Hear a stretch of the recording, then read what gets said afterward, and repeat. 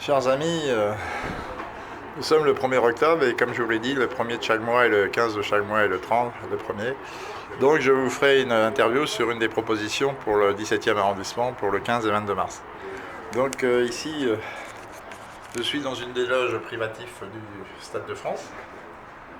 Donc nous sommes par une belle journée, je suis sur le salon des comités d'entreprise que je fréquente depuis une dizaine d'années.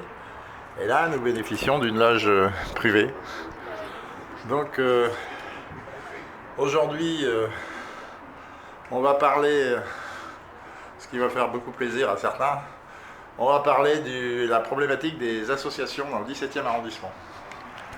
Donc dans le 17e arrondissement, nous avons une multitude d'associations. Et des budgets énormes. Mon projet, dans le cadre des propositions pour le municipal 17e arrondissement, c'est de faire le nettoyage dans les associations. C'est-à-dire qu'il faut arrêter de financer n'importe quoi. Et l'un de mes premiers projets, c'est de dire on fera un inventaire complet de toutes les associations déclarées dans le 17e. Deuxièmement, on fera un inventaire de toutes les associations recevant des subventions. Et troisièmement, nous couperons les subventions et les conventions à un certain nombre d'associations qui ne sont pas réglementaires.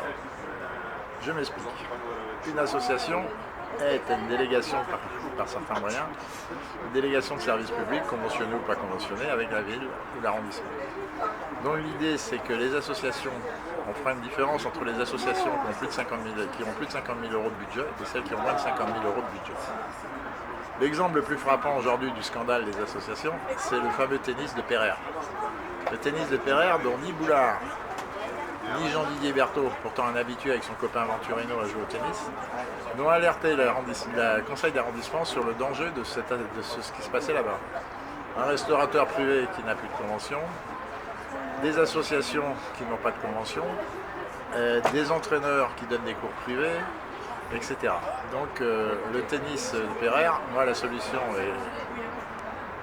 est simple.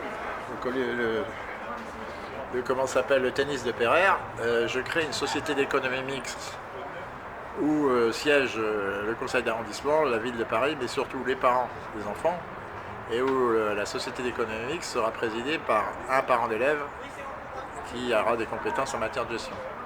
Et le tennis de Pereire, société d'économie mixte, on le transforme la partie restaurant en restaurant pédagogique pour former nos jeunes de nos quartiers périphériques au métier de la restauration et de l'hôtellerie tout en faisant de la restauration. Et on utilise le tennis, bien entendu,